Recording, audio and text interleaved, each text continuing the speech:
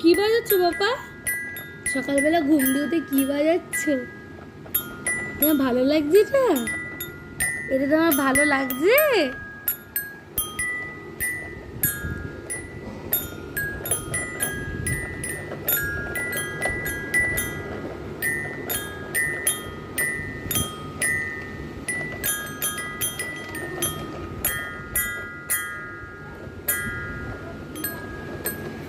পাপান এটা অন্নপ্রাশনে পেয়েছিল, তো এগুলো সব ওর ওর দেখো একটা বস্তা আছে, ওই দেখো ওই বস্তাটার মধ্যে ওর সব কিছু ভরে রাখা আছে।